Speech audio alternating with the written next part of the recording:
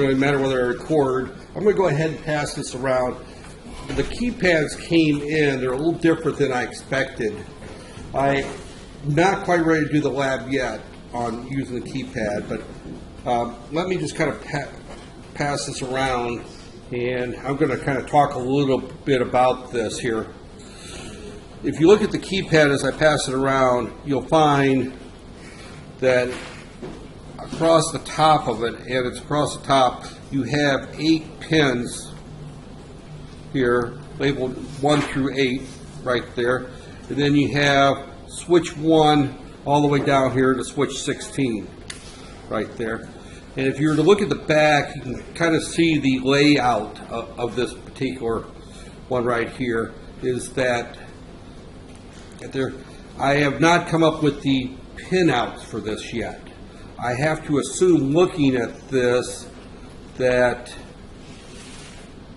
and it's kind of hard to say, but it looks like pin 8 is actually, it looks like this is a row, this column, row, column, and that's kind of pattern. In order to figure this out, I have to sit there with an ohm meter and go through. They did not give me a data sheet for this right there. That's one of the reasons I didn't do the lab. The other reason I'm not doing the lab is that I ordered a bunch of jumper cables to make it easier to jump between the keypad and where they just plug into this and then we plug it into the back of the others.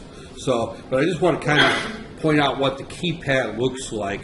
Now, if you remember from the keypad discussion, is that we have 4 columns, 4 rows right here,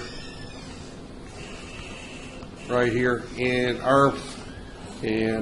well, I don't know what I'm drawing here because I'm drawing 5. That was right. I can't count the.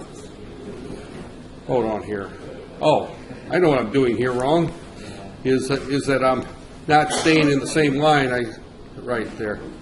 4, 4, 4, 4, 4. I can't count to 4 today, so that tells me that I really need to go back to grading finals. That could be interesting as I tally up final grades, right? If I can't count to 4. Okay, as we look at this keypad, this is S1, and this goes across S16 down here. And I'll just pass this around here, and and these 8 switches on the 8 pins on the top are connected to row, column, something like that right there. And I have to go through and I have to sit with an ohm meter and spend about an hour going through and figuring out which pins are which on this here. Although that could be an interesting assignment for you to do. In other words, if I wanted to kill an hour of your time where you'll probably learn absolutely nothing other than some patience, which is not a bad thing, you could sit down and I could hand you each a keypad and an ohm meter and say, give me, your report is what's the pinouts of this particular because that is something you will have to do from time to time and I may actually have that as part of the lab but before I give it to you, I want to have the but it's really a fairly easy thing to do. Is I connect to one, and then I go through and I start pushing buttons until I see it, between 2 of them, see a short right there. My guess is, looking at this right here, you can see that pin 8, for example, goes along the 4th column right there. Pin 7 goes along the 3rd column. Pin 3, you can actually see the traces on the back. So I can tell that the columns are probably pins 5 through 8 looks like the 4 columns. This is column 1 or column 4. 7 goes to column 3. 6 goes, 8 goes to column. Let's get this right here. Right here. As I look at the back of this, it looks like pin 8 goes to column 4. Pin 7 goes to column 3. Pin 6 goes to column 2. Pin 5 goes to column 1. And you can see those traces along the back. The ones for the rows are a little bit harder to see, but my guess, if we follow the right pattern, pin 4 should go to row 4, pin 3 should go to row 3, port pin 2 should go to row 2, and pin 1 should go to row 1. That's what I guess is the pin out. I just need to verify it right there. So but let me just go ahead and pass that around back there, because there will be a lab on interfacing that. So, okay, the next thing I wanted to talk a little bit about, and I am not even remotely close to assigning a lab on the LCD, but I kind of want to pass out what the LCD looks like right there. Please leave it in the static bag, because it is got, that has no electronic component, so you can drill that around as much as you want. You can dip it in salt water, take it out, dry it out, and still use it. But yeah, this one here we need to worry about ESC, although we're supposed to worry about ESC with our processing board. We don't worry about that so much either. But this is the 7-segment, or the LCD display. It's a 20 by 2, as I recall, and it's got the pinouts just as there. We do not talk about great detail on each of them, but we will use this in the lab as well. So those are the two devices that we will be interfacing to. The other device we'll be interfacing to, of course, is a temperature sensor. That there, I have the temperature sensors in hand. I didn't bring them simply because there's nothing to look at. The temperature sensors that we're using, so pretty much I've got almost everything I need to do the rest of the labs except for the connecting wires. I didn't realize I needed those. That there. So those were ordered about a week and a half ago. So we should get those. They were ordered before the break, so about a week and a half ago. The temperature sensor is a simple 3-pin device right there, and we'll have to have some analog electronics to go with that there as well. So we'll talk about that in more detail. That there. Now, what I want to talk about today a little bit, and I don't have a real set schedule of what I want to put on it, but we're due for a midterm test right there, right here. So if we were looking at that there, so I'm going to give a midterm exam next week at this time, right there. I will have a little bit more detailed discussion of what's going to be on it, but I can tell you right now that it's going to cover the basic structure of the 8051 there. It's going to cover and give me a second, I will tell you, it's worth about 10 points out of your final grade, or 15, 20 points, something like that. It's not worth a lot of your final grade, but the important thing about it is that if I give you the midterm exam and it covers about half of what's in the final, it will help you on the final exam grade because you know what to study, what the questions are going to look like. That's the advantage of giving the test. Even though you hate taking the test, it's actually an advantage, because if I give you a test that's got half the material that's on the final exam, you've got half the final exam questions down at this point, and you're not struggling toward the end right there. So, as you recall, and I'm not really prepared to go through a full review of what's going to be on that there, but let me just kind of pull up, and part of it is because I was fighting with my computer this morning, but right there. If we were to pull up, oh, this is the lectures right here. You know, we went through a number of lectures from this particular book. I'm going to base most of it out of the book, and let me find the book here that I'm going to be basing it out of. It's not a really great book, but it's the Embedded Processing Programming book. Is this the one? Yeah. It's the one by Mo10, that there. So, and basically, I'm going to be going through that there. Now, I won't have a lot on I'm assuming most of you had the 8051. I think I did the review earlier, that about 2/3 of you had me for the microprocessor course, and about 1/3 of you had the 8086 for the microprocessor course. right there, or 2/3 right there. So I'm not going to get too much into the instruction in assembly language. I will ask a few questions on right there. And why is my okay? Somewhere I've got okay. Now it's working over. Okay, now there. Okay, that there. I will kind of go through here a little bit on a few subjects in here that there. The assembly language, addressing modes, instruction types, I'm not going to ask on this in this class. That's in the microprocessor class. I spent a lot of time on that there. So I'm more concerned a little bit in this class on getting into the second part of this book is really where you're going to see. The questions are going to come from a little bit from the overview right there, and a little bit on the introduction to the processor there.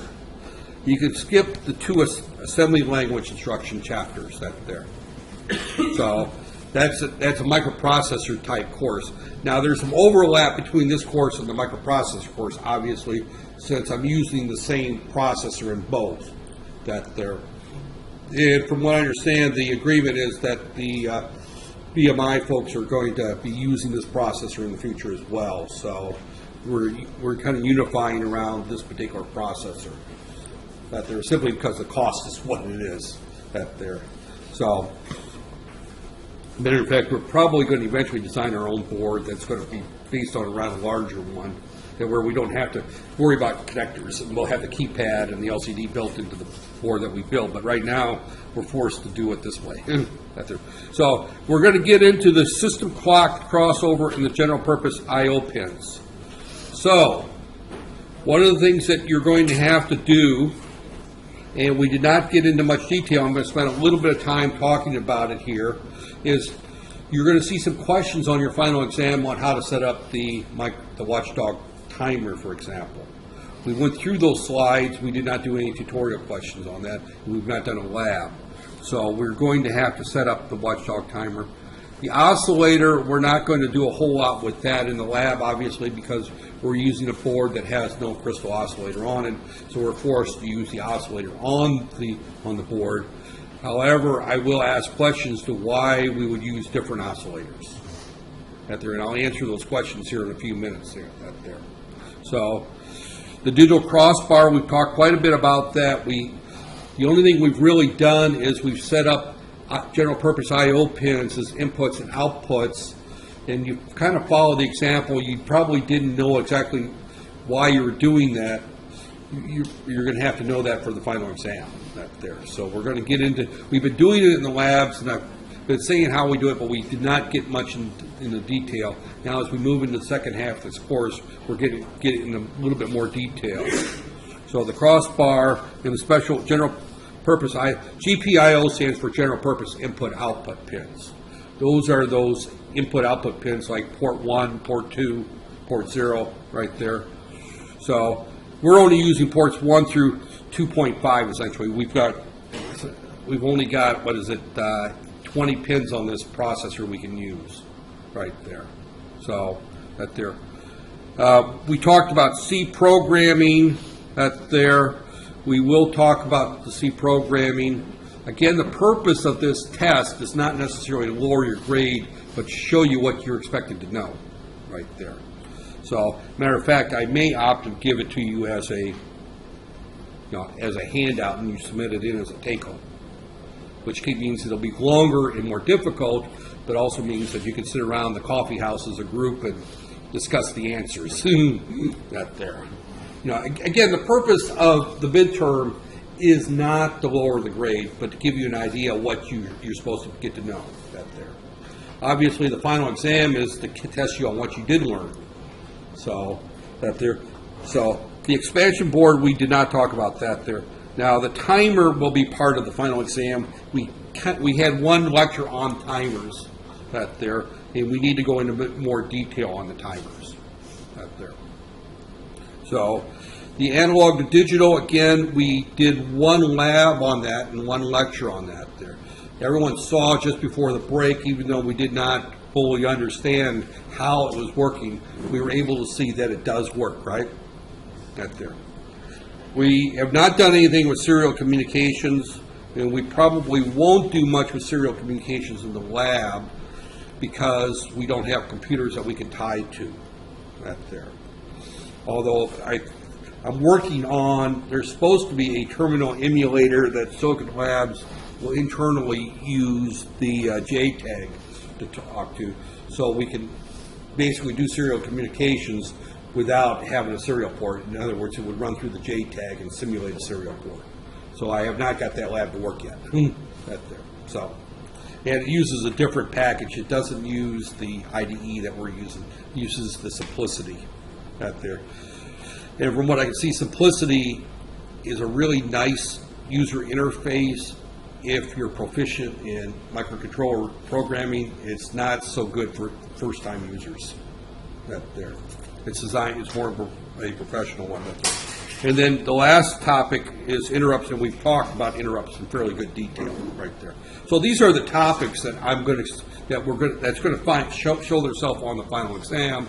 Some of these will show themselves on the midterm right there. So this book, you should have access to this book. If you do not, let me know. Right there. As I recall, I think I posted it on the Facebook or the course website already. That there. It's a public domain book. The Silicon Labs gives it to you free on the website, so I don't have to hide passing it out. So they put it up free on the website, and I consider it public domain. That there. So that's one of the reasons I'm using this book right there. So again, as we look at the architecture, that there, this is the generic. We talked about this in great detail, and then we went through this, the pin assignments. We went through all this. The reset pins, the crystal oscillator, we talked a little bit about. Now, we did talk about the fact that we have 3 memory spaces right there. We have 3 memory spaces.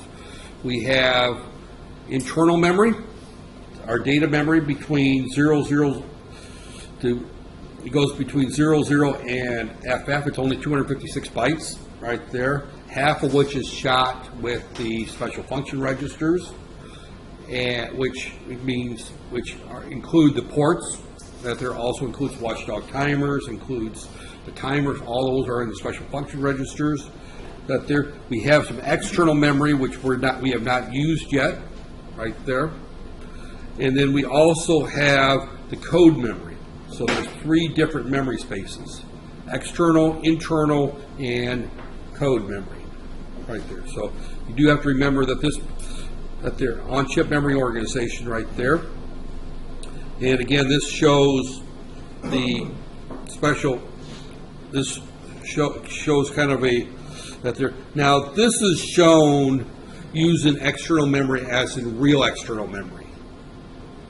I think we had the discussion, if not, I'll try to refresh it, that our particular processor has external memory on the chip right there. It's confusing, but when we look at our processor, it has roughly about 2K of data memory that is, we treat it as external, but it's actually on the chip right there. So there. These are the special function registers. We went through those, some of those right there. Right here. These aren't the special function registers. This is the lower 128 bytes, lower 128 bytes, right there. These 4 bytes are used for actually not 4 bytes, R0 through R7 times 4, right there. So I would expect that you have an idea of the fact that we have 4 banks of registers. We can switch the banks by changing a special function register, which bank we're looking at, right there. So the default is right here. So far, we've only used the default, right there. If you're only going to use the default, you can actually start your RAM at 08, right there. There's no reason that you start here at location 20. Actually, we've been starting at location 30. Location 20 through 30, that particular RAM is bit addressable, right there. So just kind of that there. We can treat it as either bit addressable or byte addressable. thus far, we really haven't written any programs where we need bit addressable RAM.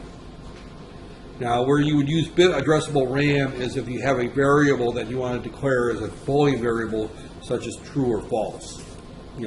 That there. And we'll come up with some examples of that as we get into the second half of the semester right there. So we're going to be looking at there.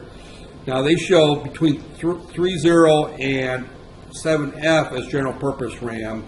And I'm just saying, what I was just saying is we could treat all this as general purpose RAM other than 0 through 7 if 8 registers is enough for our code. Quite often we'll find cases where we might want to have multiple register banks. So far we've only used the one register bank right there.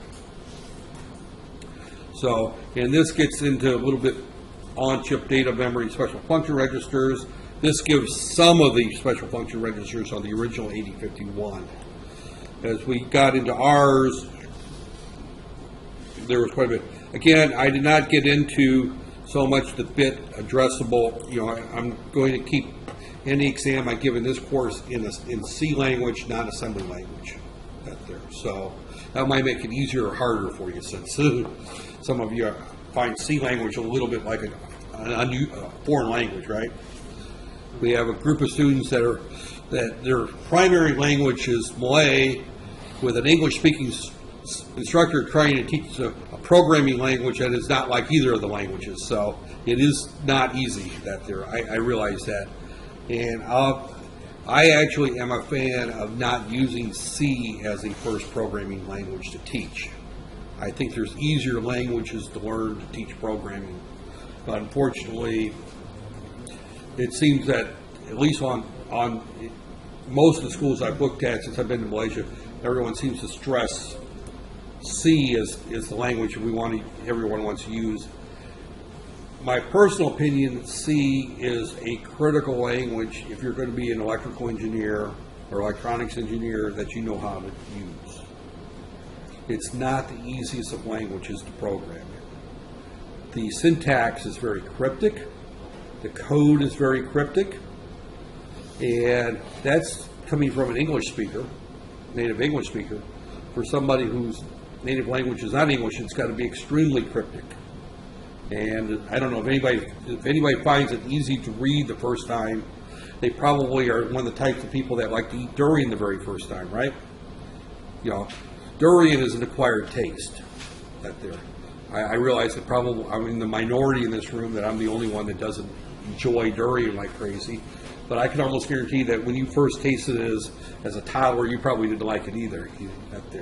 Just like the first time I tasted coffee, I didn't like coffee. And I like to smoke cigars. I can guarantee the first puff I took of a cigar, I couldn't stand. But I acquired the taste for it, and I enjoyed them after a while. And I enjoy programming in C. I've done it for many years, and I enjoy C. But I also know that it's not something that comes easy. The first time I saw C, I could not stand it, and I'd had multiple programming languages before that. So, unfortunately, fortunately though, it's better than assembly language. You have to admit that.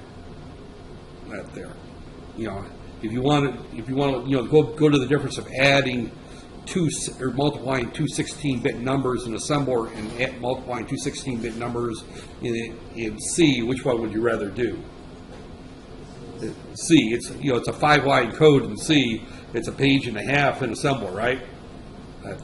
So as we look at our register banks, right there. So again, these are assembly language instructions. I'm really only going to be looking at, as you understand, the parallel ports, set bits, clear bits. Again, we've been doing that there. We have not used the external memory. We're not going to get into that there. Tutorial questions, what sequence we read that there. I could rewrite these questions in C there. So as we go through the second chapter, we look here again. This is a larger, right there. This is the basic CIP 51, and that there, we really did not spend much time, nor am I worried that you can reproduce this drawing or know what's going on in this drawing. But as you look at this here, you basically see that we've got the B register, the A register right here, which is the ALU, or excuse me, that's the ALU. Here's the accumulator, the A register right there. And then your other registers are not shown here. They're actually down in memory right there. So as we look at that right there, the other registers are actually in static RAM right there. So the only registers on the accumulator is A and B, or in the microprocessor itself right there. These are part of the processor, but they're not tied as directly into the that there. So the B register is almost always faster, but it's not that much faster with this particular processor right there. Okay, this is really, when we look at the right here, this is the 8051F, and this is the 020 family. It's not that much different than the 850 family, which we're using. The only difference is ours has got 2K of RAM, this has got 4K of RAM right there. We have about 20 interrupts. We don't have quite as many here. We still have our analog mux, our 12-bit mux. We also, I don't think we are there. We only have 3 timers. I don't think we have quite as many timers, and we don't have quite as many ports right there. We don't have any of those ports right there. So it's a much small. We have a subset of this right here. So I would expect you to have an idea of what everything is on this particular block right there. You may very well have questions saying, what is the purpose of the PGA going into the ADC? 8-bit right there. The ADC, PGA is the programmable gain amplifier, so that we can increase the level in order that there. The analog mux allows us to select one of 8 inputs, analog inputs, to go into our ADC right there. There. We also have another analog mux here, right there. We have 2 digital analog converters right there. We also have 2 voltage controllers. These are all over analog. We've not done much with the analog, but at least have an idea what everything in that box stands for and what it's used for. Same thing over here on our digital side. We have a group here now. We really have not talked about any of these serial buses right here, right there. But these are various serial buses that can talk to other processors within the system. We've talked about the timers because we've used the timers for Blinky, and we're going to use the timers a great deal on our final course project right there. I have a project that we'll be doing for the latter part of the course out there. I'm going to be tweaking it a little bit. Down here, this is our code, our 64K byte code memory. This is our external static RAM.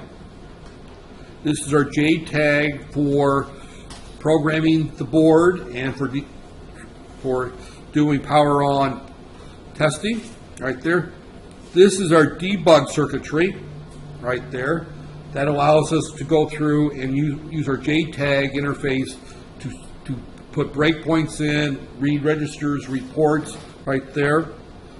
Clock circuit and sanity control. I like that name, sanity control. That there. For those who are not familiar with the word, insane is the word, it's the English version of Gila. So this keeps the chip from going crazy, right? The sanity control right there. Unfortunately, they don't have one of those for university professors or students. That there. So every now and then we all go a little bit crazy, but there. You'll see at least 1 or 2 questions on this particular block right there. So that there. And again, these are some of the features. Again, these are the features for the F20. I'm using that as a guide for this test. So keep in mind that we're using the 850, but we're going to be talking, this F020 is on the test question. So they're going to come straight out of the book, right out of this book right there. So this book becomes your study guide right there. your programmable counter arrays, again, out there, our interrupts, 2 levels. We talked about the 2 levels. We talked about the A to Ds up there. Hold on, there was something here I want to see.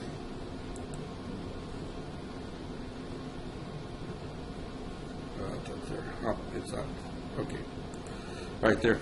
So, again, this is a little bit better drawing of that there. It gives a little bit more detail. That there. These are the pins that go to our JTAG board right there. Those are the ones that connect to our programmer. These all go into our power. Those are all connected through our programmer as well. We do not have a crystal on our board right there, but you'll be asked questions to why you would use a crystal, and I'll talk about those in a few seconds. Kind of review. We're using the internal oscillator right there is what we're using. The V reference right there for our digital analog controllers right there. For the most part, those are being tied to VCC on our board. But those are the reference voltages as we look at our digital analog converters right there, or analog to digital converters right there. And the reason those references are important is because when we convert a number, say we read an analog voltage right there, and 3 equals V reference right there, and this goes back to the program we ran just before the break that there, if we're looking at an 8-bit right there, I think we were using a 10-bit. Weren't we using the 10-bit? Right, give me a second here.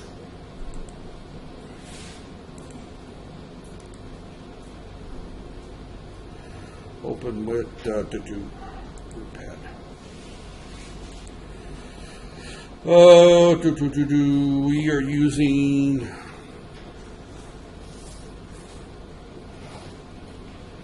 right there, time settle, voltage home up there.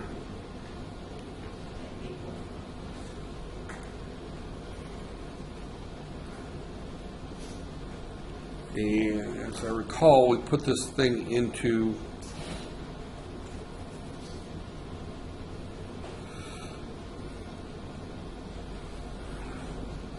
here's our timer interrupt set up there, relocated. Okay, right there, set our SIR clock 10-bit mode. So we use this in 10-bit mode. So when we look at it in 10-bit mode, right there,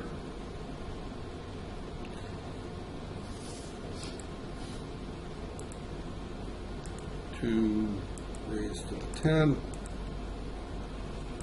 then it goes to 124 right there. So when we read that, and okay, see, that's our measurement right there. Measurements at the result. Okay, this took 10,000 that there. So this is using right here 1024, 1023. We're dividing that there. So what this is saying right there is that if it's 3.3 volts, it's going to be 1023 is the number we read. All 10 bits are 111111. If it's 0, which is equal to 0. So this is the calculation that gave us the voltage from our A to D right there. So it's important that we know the number of bits that we're using, is because that gives us our divider. And we're saying that we want this to be 3300 because we're going to show the answer in millivolts. That avoids the need of showing fractional.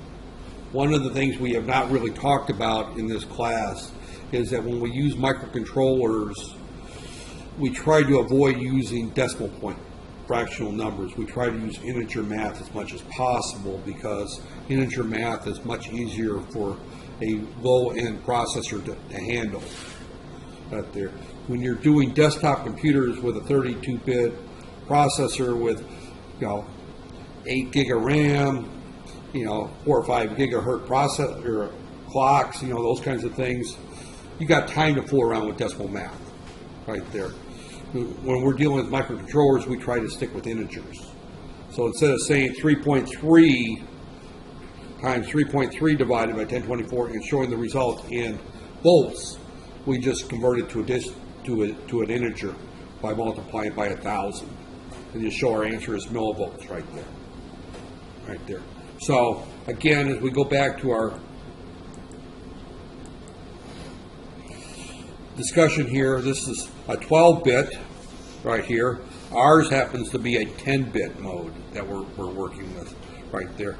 So in this particular case, this is a 12-bit right there. So we can do it there. And then again, it's just a matter of our processor is smaller right there. Right there. So, and we can see right there. So that's the basic 8051. We talked about the memory organization. Here's our memory organization chart right there. Keep in mind that ours goes up to 2K here instead of the 4K here, right there. Ours only goes up to 2K, right there. Everything else is the same, right there. This is our flash programmable right there, right there. So this is our program memory, right there. This is our internal data. That doesn't change from one 8051 family to another. That is fixed. Everything that's got an 8051 base core is 256 bytes right there. That is the standard for the right there. And the reason they did not change that is so that you can continue to use the same compilers from whatever version right there. I did a little, as part of my paper that I wrote, I talked a little bit about the 8051. There was a total at one time of 75 different companies that produce 8051 base processors, microcontrollers at one time. If you can imagine that.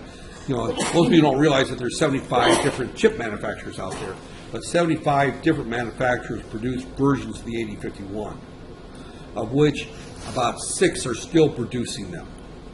So it's still been around. Intel, as I mentioned earlier in the semester, was the first one that produced that, and they quit producing it about 15 years ago. It's available as a VHDL and a Verilog soft core, which means that it can be placed into a programmable logic device as a processor on a chip. So you can use, for example, a large Altera part or Xilinx part. I realize that most of you have not had any courses on embedded or programmable logic per se. The version, I've introduced it a little bit in the basic digital course that I'm teaching now, but not there. But there's companies called Xilinx and Altera that make programmable logic that have, a couple 100,000 to 1 million flip-flops on them, or gates right there. These are very large components right there, and you could put an 8051 on that chip as part of that and put all kinds of other logic. You can essentially design your own processor board, the processor, using these tools right there. And there are people that do that. There's a whole family out there called System on a Chip right there. Just as there are ARMs right there. And these particular types of families is, here's a big IC that we're building, and we stick an 8051 in here, right here, and then we put some other stuff on here, and we could stick a small ARM, M6 for example, in there, and tie it to that there, and we can have 2 microprocessors. This is all on one chip, right there, and we run C code in this one, and we run C code in that one, and they're running independently each other, and we have multiple processors on the same chip, right there, and it's getting to be very complicated when we look at that. These types of systems that there.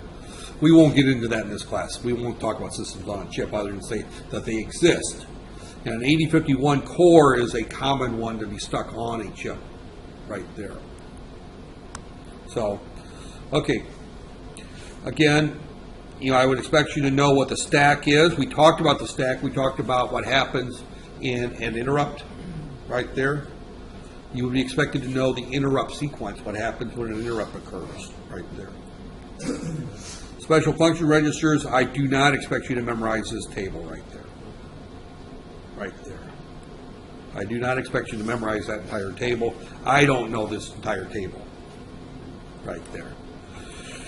Although I will expect you to know what P0, P1, and P2 are, right? And you will be expected to know a few of these in terms of setting up the ports. In other words, P0 and P1 mode out, and there's a couple other registers in here that you'll P1 and P0 mode in. Where's P0 mode in? It's somewhere in here. Right there. I'm not seeing it right off the top of my head. Right there. There's another one called P0 mode in. And P0, it should be right along in here somewhere. It's there.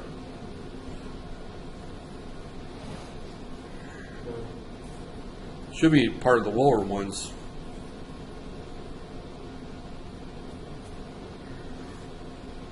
P1, there's P1, P2, P3 is here. These are all the standard ones. Someone probably sees it.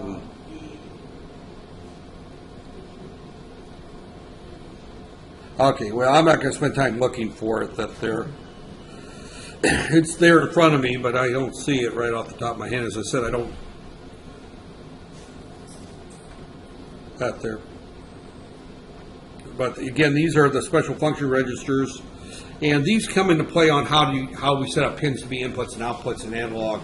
Right, that there.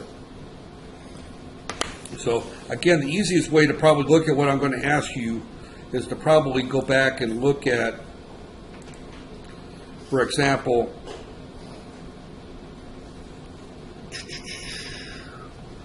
right here.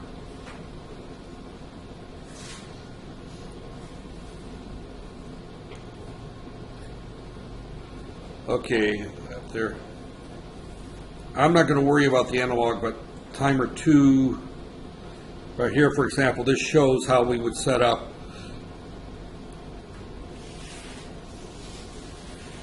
right there, this particular, right there, this shows how we're going to set up, port 1 mode out and port mode in order to set port 1 mode out. Is we write a 1 to that enables an LED as a push-pull output. Mode in, we write a 1 to that particular one, or 0 to that there. We set that as a analog mode pin in, right there. So it's fairly straightforward. That there. One of the things that I may very well do, I get scolded for it, I will probably include parts of the data sheet as part of the final exam. That there. And the reason I get scolded for it because there's a lot of printing. If I don't include the entire data sheet, but I include selected pages right there. So, okay, getting back to our book, what we have there is that don't try to memorize this map, but certain ones when we go on how to set up pins right there. The crossbar, I don't expect you to necessarily know this circuit right there, right here. But as we go through our analog digital converters, this just kind of shows how they work. This kind of shows the fact that we're using the MUX. This is how the analog digital converters, we have 8 possible input pins, and we tell it which pin we want to look at right there. We can only read one analog port at a time right there. Because that there. So we tell it whether we want to that there. Now these have to be assigned to certain I/O pins by the crossbar right there. AN 1.0 can be assigned to pin port 1.2, for example. Right there. We assign those to what pins we want by setting up the crossbar. So that there. We enable that there. And of course these are our start conversions. We use timer 2 to set ours up right there. And overflow. Right there. So we have multiple ways of starting our analog right there. So I expect you to at least read chapters 1 and 2. One of the discussions I had on Tuesday with an individual another campus, is when we talk about English skills within students here in Malaysia, there's a huge concentration on speaking skills, on students that you could go in front of a group of people and give a presentation in English. There's a fairly good concentration on verbal understanding of the English language. That's important because you get instructors like myself who don't speak Malay very well, and I speak in English. My personal belief is the biggest weakness that most of you have, and correct me if I'm wrong, is the ability to read English textbooks and understand what they say. And that is probably the biggest drawback that I think I'm seeing since I've been here, is that when I sit in front of a classroom, especially when I record, I think most people understand what I say at the time. But then when you go back and you read the book, which is written not necessarily well for English-speaking people, and your English comprehensive skills are not that of a native English speaker, that you have trouble. There. So in my personal opinion, the weakness of the education system is not in teaching people how to speak, because everybody I speak to here speaks adequate English that I can understand them. Now, I'm not a good judge of accents up there. Back at my old campus, we were interviewing faculty up there. And I would do phone interviews of foreign nationals that were applying for jobs to teach at our university that were either from India, the Middle East, Eastern Europe, China, wherever. I mean, they're not Native American speakers. And I remember somebody asking me in the committee as we're going through our candidates, is how's their English skills? And my response to that is I'm probably the worst person to ask that question, because I can understand almost anybody's broken English up there. And, that there. And even if you throw in half of a foreign language that I don't understand, I can get the gist of what people are saying, because I'm so used to being in environments where people don't speak good English up there. So I'm not a good judge of how good your English is as far as speaking goes, because I'm used to non-English speakers up there. My wife does this. When we first got married, she didn't speak very good English. She went to Malay schools. She worked with government workers, so her English was basically what she learned off of TV. Right there. But the English reading skills is something I think that, and the reason I think that the English reading skills are so important is because as an engineer, you're going to be reading data sheets. You're going to be reading specifications. You're going to be reading international requirements. 90% of those are not going to be translated into Malay up there.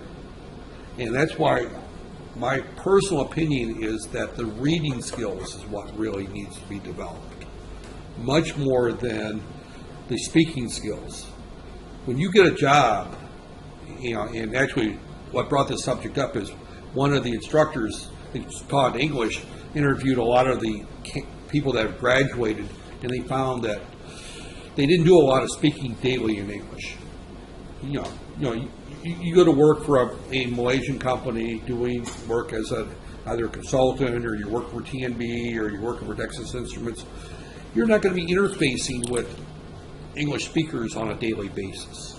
The customers are probably going to be Malaysian. Your vendors are all probably going to be local Malaysian. Your suppliers are going to be Malaysian. Your coworkers are going to be local. So you're going to be 90% of your presentations and discussions are going to be in meetings that Malay is the common language. Even I go to faculty meetings here. I've had more than one person in the middle of the faculty meeting switch to Malay in the middle. And then they apologized to me, and I said, no, that's fine, I can understand it well enough. Just don't ask me to speak it. So speaking skills is really secondary. Listening comprehension is not as secondary because you do run into situations where you do have to listen to somebody. And as students, you're probably going to run into that more because most Malaysian universities teach in English now, other than I think UKM, I think still teaches in Malay up there. So as a student, you're forced to learn to listen to English. So does UPM up there? I know at the graduate level, UKM is the only one I know that allows you to write your dissertation in English or in Malay. The other universities are required to be in English up there. But at the university levels, they push English as far as some writing skills up there and speaking skills. But the real key is going to be, and reports, how many reports are you going to be writing in English up there? Most of them are going to be written, unless you're writing them for international agencies, are going to be in Malay. But it's the reading up-to-date textbook, it's the reading of data sheets, it's the reading of requirements. All those follow the international trend. So that's why I'm looking at the fact that here's a book that all the answers are in, but it's in English up there. And you've got a little bit of a challenge there. I realize that, and I did not go through your schools, but I don't suspect that they stressed reading as much as they did speaking and listening, right? Is that true? Partially true, yeah. Because, in the roughly the year and a half I've been living in Malaysia this time, I've kind of noticed that people can read in English or listen in English and talk in English pretty well, but they have trouble reading so much, especially with technical books up there. So it's just an observation. So as we go through there, I'm thinking that here's a book. It's got all the information, but you're going to have to dig it out. That there. So okay, this all goes back into programming the analog digital converter right there. This is getting into setting your references. That there. We have not gone into detail on that. We will go into a little bit more detail on that right there. Not a great deal of detail, but we will go into more detail there. So, but again, here we've got right there. Where are we going to find our ADC 0? It comes from the V reference 0 pin. ADC 1, where is it going to come from? And we've got only two choices there. From the V reference 0 pin, which is the most common place, but it can also come from a digital and analog output converter, so we can have a programmable reference there. But the reference simply tells you that top bar, when we went through our point here, our V reference. If we have a signal, ADC signal, and keep in mind that the largest signal we can have is 3.3 volts, but if we only have one that's going to go from 0 to 1.5 volts, we may want to have a different V reference in order to get better resolution right there.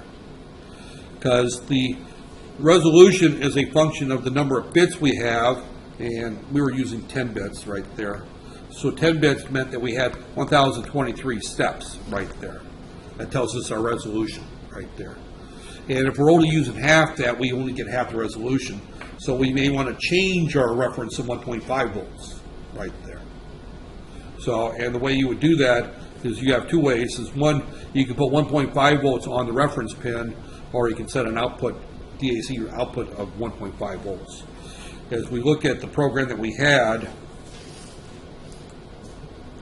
right there, ADC 0, one get that there, and our reference is, ground reference is 0, and our voltage is the VDD is where we set those two at right there.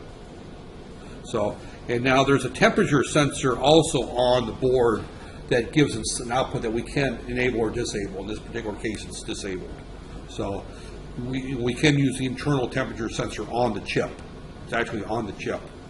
It's not a very accurate one because it gives the temperature of the chip, not the surrounding air right there. So if you want to get use something for a thermometer or for a digital heating air conditioning system, you almost always have to use an external temperature sensor. The one on the chip is not real accurate. That there.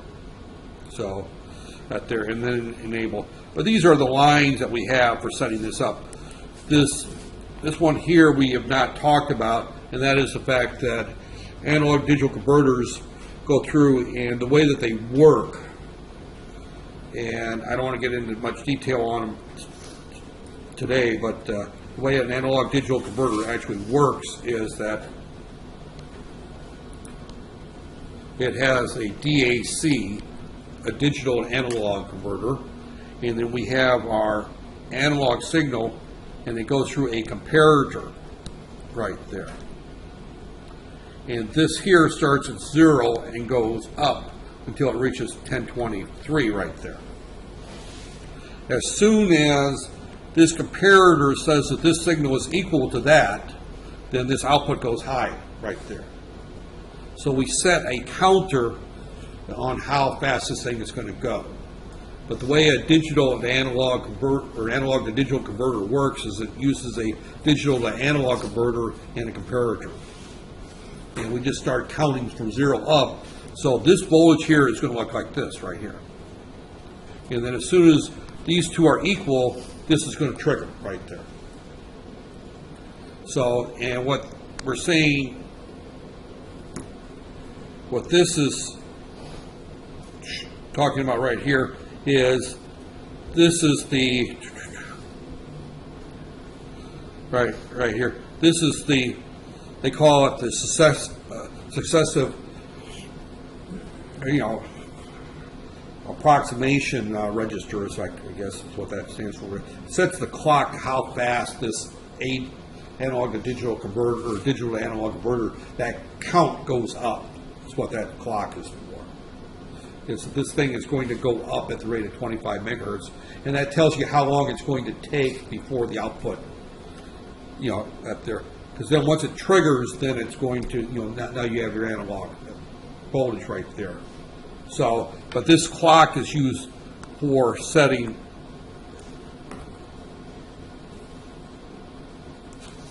this counter right here. Because we have a counter that's going to count from 0 to however many bits we've got. And when that counter, when this output of our digital analog converter reaches the same as our input, now we have our analog voltage right there.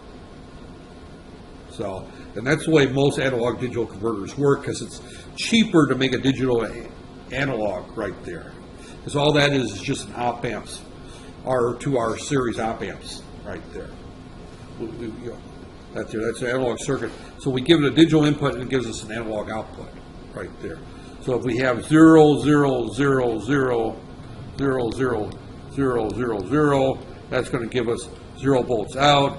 If we have 1, 1, 1, 1, 1, 1, 1, 1, 1, that's going to give us 3.3 volts out right there is what gives us out right there. And as soon as this voltage here is the same, this thing's going to trigger right there. And then it stops counting, and whatever's in the register at the time, that's the analog voltage is stored right there.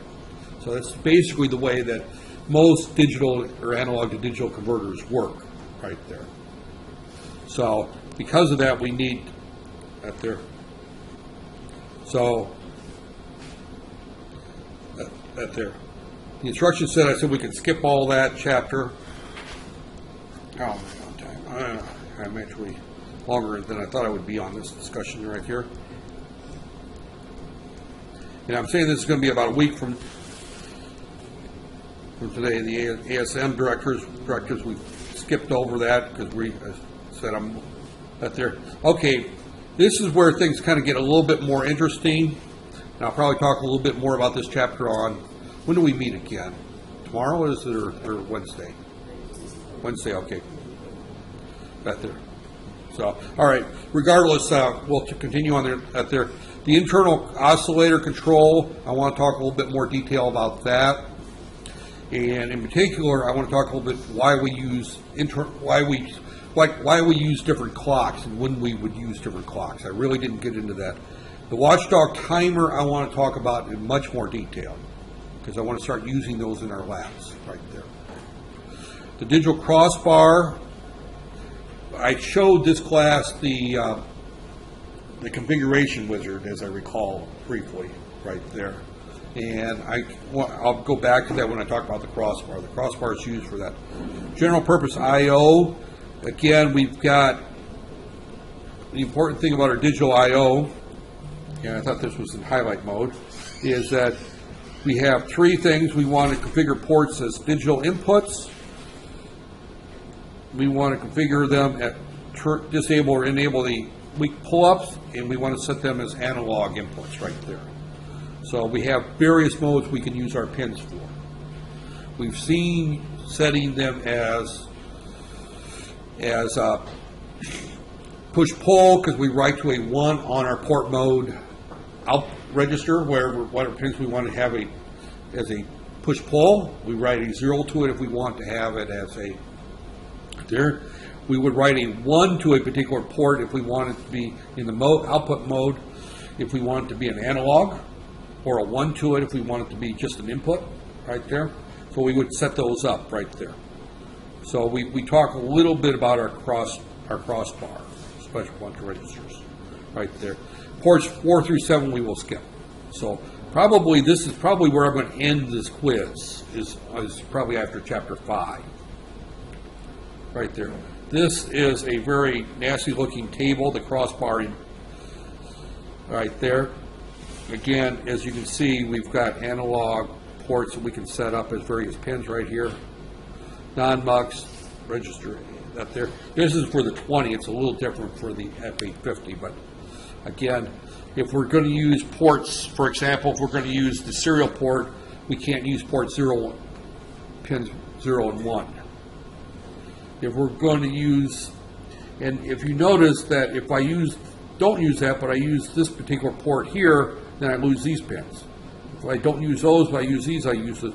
So deciding which pins are which really depends on what mode you're in, right there. So the crossbar does all of our assigning our pins. I'm not above writing the question, what is the purpose of the crossbar? The crossbar assigns your various I/O pins to your peripherals, and it's used to configure. This is the crossbar register pins right there. Right there. And general purpose I/O, we talked about the weak pull-up, push-pull, output enable, output analog input, port input. These are the various, we won't get into the cells too much, but on how we set those up. Right here. Read this page right here. Page 94 is an important page. Right there. Output modes right there. How we would set those up right there. Disabling the weak pinups, analogs right there. So, and we'll go through some examples in more detail between now and the final, but port 0, port mode. These are the ports that we've been using right there. Port 1 data registers, port mode, output mode, right there. Again, see, a 0 is, if we write in the port mode in, a 0 is configured as an analog input right there. A 1 is configured as a digital input right there. Port mode out, open drain or push pull. Those are actually fairly easy to set up right there. And then of course we've got to enable our port 2, it's the same thing. Port 3, the same thing, but we're not, ports 4 through 7 we skip right there. And as we look through the C programming, yeah, there might be some basic questions on C programming, but not too much. C programming, you're supposed to have taken a course on C programming, but as I recall, most of you forgot that, right? That there. So functions, that there. This is just a review of C, so I probably won't have too much on this particular right there. I think I'm going to stop at chapter 5 on this quiz right there. It's all going to come out of this book, though. So, what's that? I still can't hear you.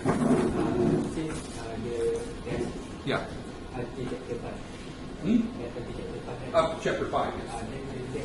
The final exam we'll talk about more about it. It'll include up to chapter 5, and then we in more detail on other things. I mean, we're still 8 weeks from the final exam up there. Now this class meets what, Monday and Wednesday, right? Okay. All right. The only reason I asked, there will be a Wednesday that I probably will cancel on you up there. Not next Wednesday. It's like November 25th or something like that, the end of the month. I am going to play hooky. I'm taking vacation. The 25th, I think is when I'm not going to be here. My son is